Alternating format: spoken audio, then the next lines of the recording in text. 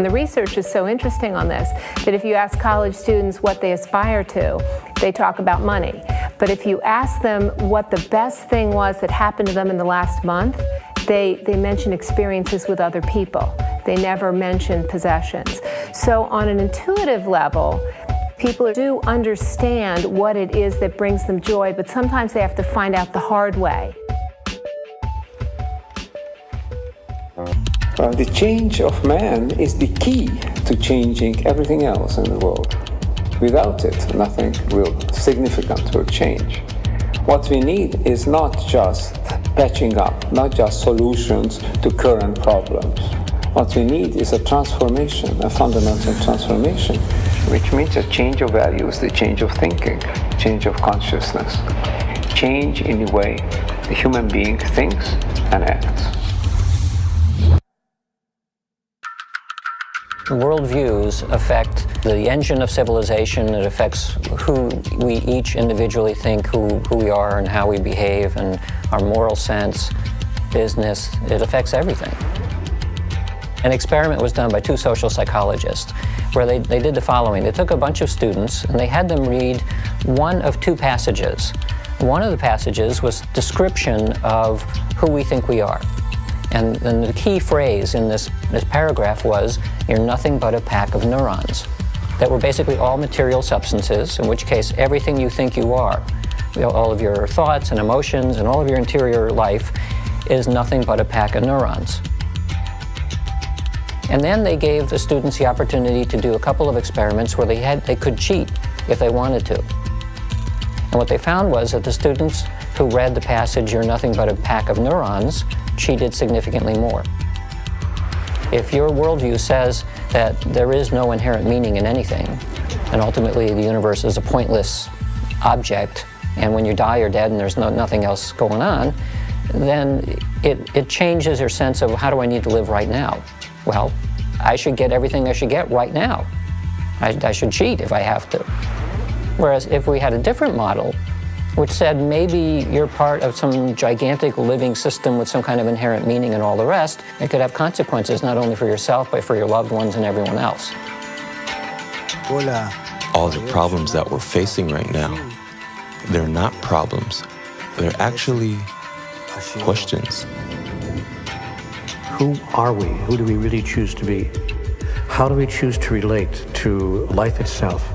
How do we choose to relate to all the different elements of life, the environment, the planet itself, obviously the people? Why are we here, and where are we going from here? What is the meaning of my life?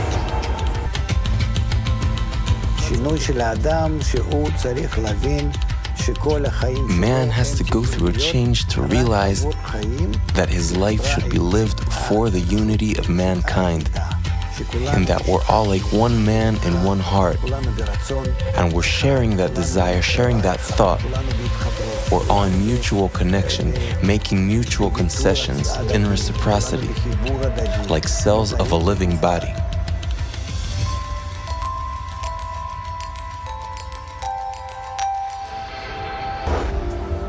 The wonderful part about nature being fractal is that we can use patterns in nature to understand other patterns that exist, because patterns repeat themselves. So now if you want to look at a pattern that's playing itself out on this planet right now that would give us insight about what is going on.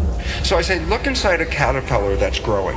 And a caterpillar represents, let's say, 7 billion cells living under the same skin. Each cell is a citizen. And guess what? They're like people like us. They're working every day. Cells in the digestive system are taking the food and breaking it down and making products out of it. Some cells are the motility cells. Those are the cells that move the caterpillar around. The structures of like our highways with trucks and vehicles carrying materials all over the place, something like that. Cells of the immune system are taking their job of protecting the system. Respiration system is making sure fresh oxygen is being delivered. So all the cells have jobs. The caterpillar's growing. If you were in there and a reporter, you look around going, yeah, the economy is going great guns. It's growing every day. Everybody's working, full employment. This is the kind of thing we love to see. How much are we growing every day? Some percent every day. And then the caterpillar reaches a certain stage of growth. And at that stage of growth, it just stops eating. It can't take in anymore at this point. It's reaching a maximum size. Then if you're a cell inside that community, imagine what would happen.